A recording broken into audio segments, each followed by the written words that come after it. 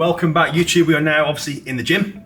So today's shoulder tricep session, we're going to begin with a rear delt fly. So my shoulder tricep sessions have definitely changed, whereas we are now adding in our isolation movements first to kind of almost like pump blood into the muscles, especially the rear delts. Then we're going to our laterals, which we'll talk through after this. And it just kind of helps prime that sort of shoulder area. It's A, more efficient use of our time, but B, it's a little bit safer before we go on to our bigger movements and onto our compounds. So first and foremost, we're going to come on to our reverse pec deck or our rear delt fly.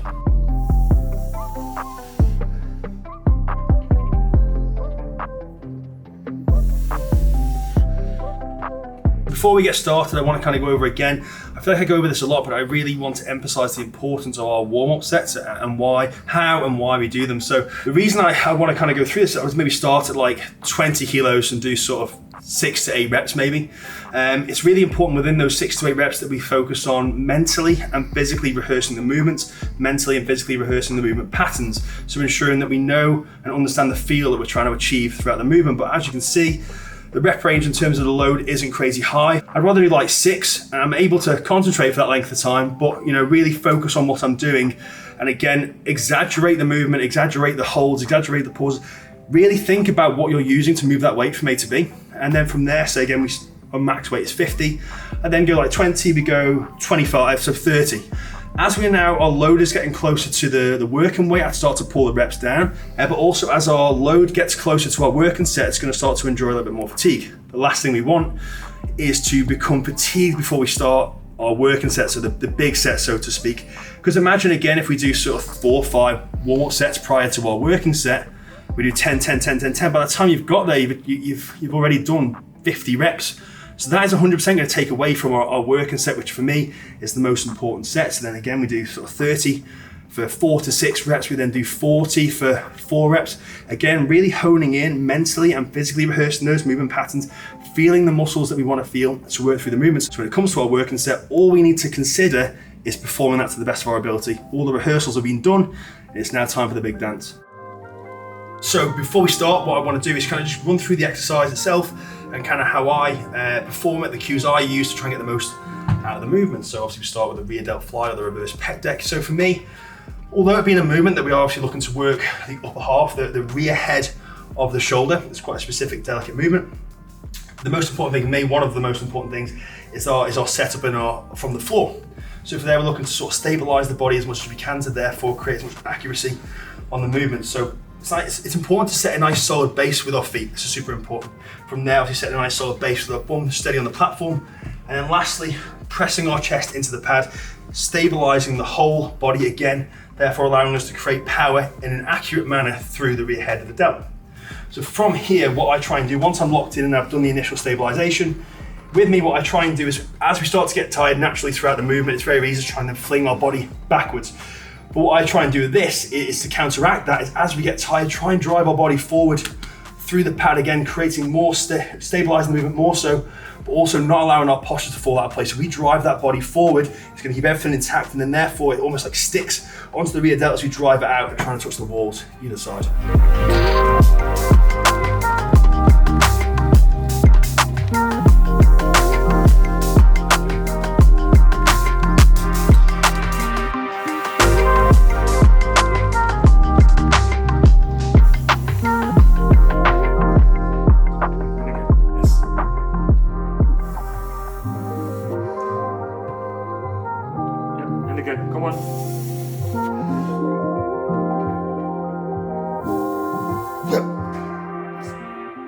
As you can see from both of our sets, if you do see that there's kind of an emphasis on controlling both ends of the range, so controlling both the contraction but also the stretch. So for me, I kind of, as a rule of thumb, look to add in a micro pause again in the stretch and again in the contraction. It just prevents any temptation to kind of swing the weight. So it's really, really important to, like I say, I see a lot of people, and I've done it myself, so we start to throw weight about, really focus yourself on controlling both ends of the range, both in the contraction, this is important, and as well in the stretch. So a micro pause either side is fantastic. And as you've seen there towards the end of the set, where you'll benefit hugely from a good spotter is, again, as we were getting tired, it's very, very easy for your body to want to do everything that it can, goes into survival mode to get the weight backwards.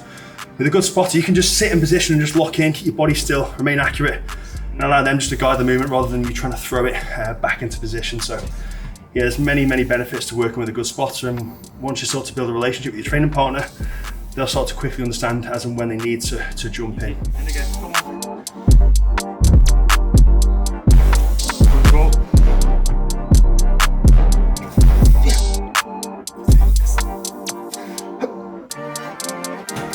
So now we go on to our second movement of the day. Within this movement here, we're going to come to a sort of side lateral, which is great. For me, again, it sounds so daft. I'm all about stabilizing from the floor.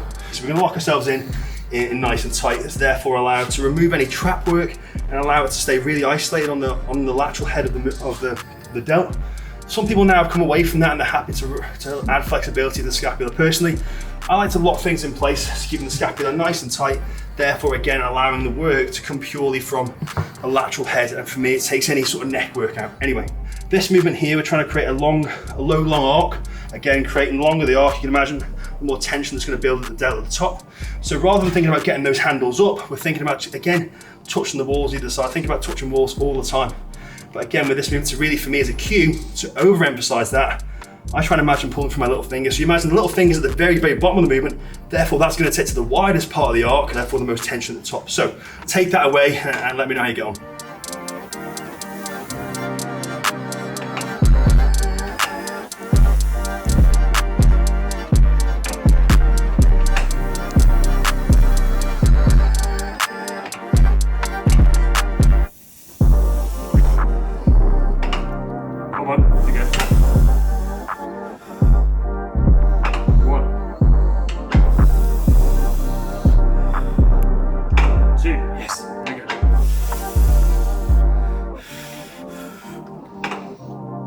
And again, go on. And again.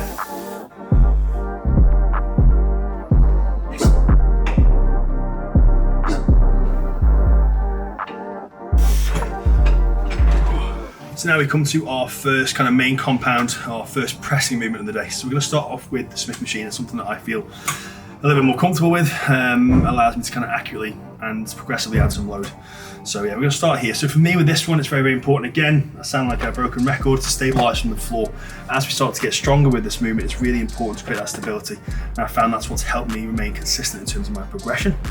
From there, I personally like to lock my shoulder blades in tight under the bench. As we set ourselves up again, it promotes the rib cage into a position where it's nice and comfortable, nice and strong. And then from there, it's important that the elbow path then works in and around the rib cage. Again, with all movements, we try to ensure that we control both ends of the range. So with this movement, it's not going to be a case of super strict like we've done in other movements. It's going to be very controlled. For me, I like to emphasize the control on the eccentric movement, and then from there, I can be strong and powerful through the curve, the concentric. So yeah, so we'll start off with here and see what we work up to. Come on, 1, 2, yes. Yes, and again. 5, and again, come on. Yes, and again, come on. Push, push. So just actually what happened there is really relevant. I want to kind of bring it up as a point.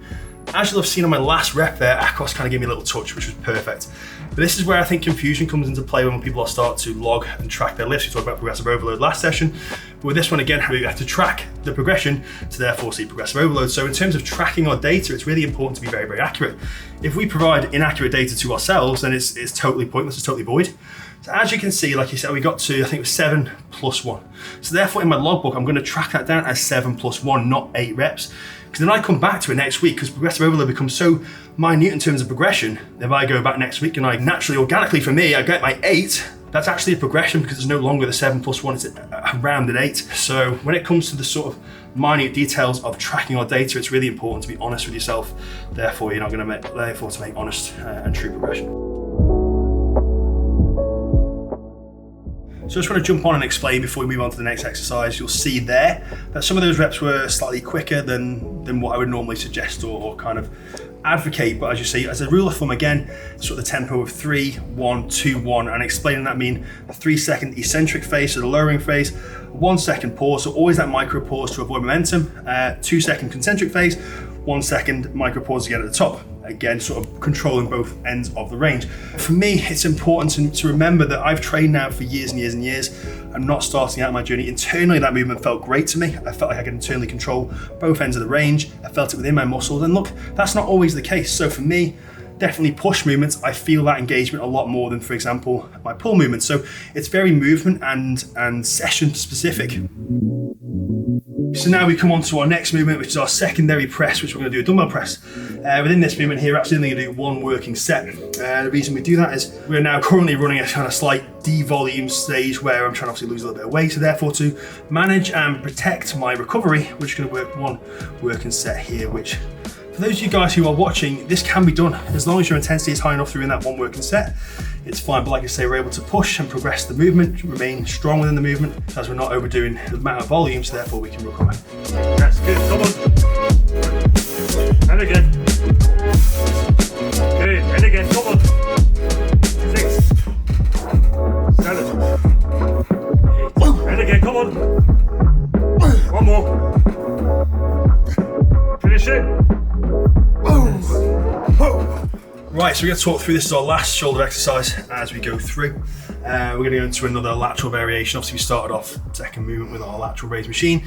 We're now going to go into, it can either be a crucifix or a dumbbell lateral. I quite enjoy the dumbbell laterals, but I'm going to just talk you through this, what I do personally. Again, I like to load this movement. I feel like my shoulders are warm now. We're in a position where we can, but I do like to maintain a bit of accuracy. So what I do for this is I will stand myself in the bench here, and this kind of stabilizes my body because it's very, very easy to kind of throw your body about, whereas this creates stability for me. I can lock my feet in, I can keep my sort of stomach and my chest against here, and I know then if I start to swing my body, that's going to fling forward. So what I can do is almost lean against that, prevent any momentum from A to B. It's not going to eradicate it all, but it's going to help, and it gives me a guide, it gives me a tool to work. If I know if I'm bashing this in my belly too much, I know I'm probably giving it a little bit too much momentum. Again, with any lateral movement that I do, my cues with this are my scapula locked into position, therefore I know that movement there is not taking any neck work, any trap work, and it's going to directly hit my lateral head of the delt. So from here, from this position here, I drop my hands down towards the floor, take out the neck, take out my traps, and then from that position there, all I try and do is drive and touch the walls, creating all that tension at the top of the delt. I'm by no means a physicist, I can pretend I am, but the longer, the wider the arc, the more tension accumulates at the delt. So that's what we're going to do from here. Last exercise of the day for our shoulders, and then we finish off with a little bit of tricep work, which we'll go through as well.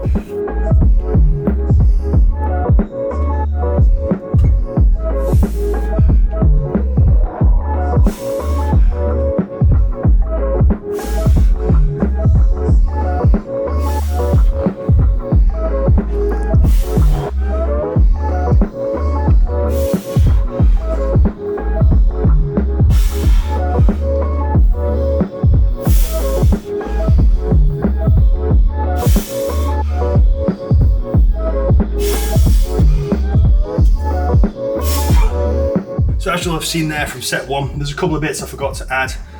In the intro of the movement is, you'll see from there that I incorporate a dead stop, so therefore the dumbbell stop at the bottom. Again, we're looking to prevent momentum. I've been there, I've done it, I see it on a daily basis where people are swinging, and you know, it's the old sort of saying that momentum kills gains, and it's true. So I like to dead stop those at the bottom. My ego could fly away and make me try and lift more and more and more. And then secondly, again, just pull, feel the little fingers taking those out towards the walls. And as you'll have seen, the set stopped. I stop for me when I know I can no longer get the muscle short to the top and set over. So as we finished our shoulder session, which was great, I was really, really pleased with the session today. Maintain strength during this phase that I'm currently in, where we're trying to lose a bit of weight. So again, the goal is to be the fittest, strongest man I can be. So we're getting there. But now we go on to our tricep movements. We've now moved on to the kind of crossover cuffed tricep extension. I used to use a rope. I just found for me, or actually a bar, but for me it just kind of caused me too many issues within my elbows. I think the elbow path wasn't natural for me to try and push through. And the heavier it got, the stronger I got, it just started to cause me pain, which is my limiting factor, not actually like muscular failure, which is probably not a good place to be. So with this one here, what we do is we go it with a cuff, we work with the cables. So you can't go crazy heavy due to the nature of the mechanics of it, but for me, naturally, it allows the elbow path to work out and across the body, which is going to allow us to contract the tricep in a much more natural range. And again, with us not being able to go so heavy just due to the loading of it, it takes any tension off the joint, which is what we're all looking to achieve. So we're getting maximal load and tension, mechanical failure without the cons of getting hurt as we're getting older.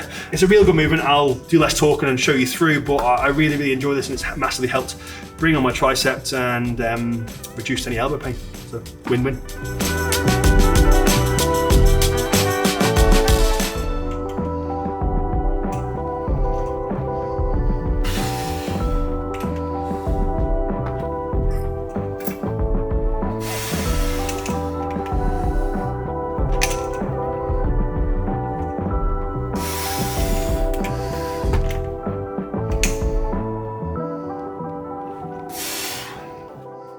So just to kind of finish off on that movement, you may have seen, may or may not, as I started to get tired, for me, I try and, as we push down, I try and emphasize that I imagine pushing my chest up. What this does is it promotes posture.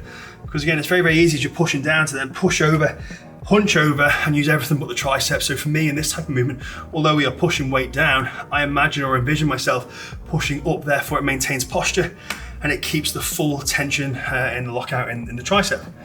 And last but not least with this and with arm workouts or movements in general, I think a real good takeaway is that less can be more. You know, I've been that person where I've flung around weights that I had no right to be flinging around. I've seen little to no arm development, but since I've kind of taken it away, thought a bit more specifically about elbow paths and arm movements and what's actually going to hit my tricep, and also that much with the load, I've seen much more development in terms of growth. So for me, it's finding arm development comes from finding a movement that feels good, that moves good, and also again, it's just maintaining a moderate to strong load with accuracy. I'm just trying to emphasize accuracy with arm movements, making sure that we can feel the muscle, making sure we're working the muscle.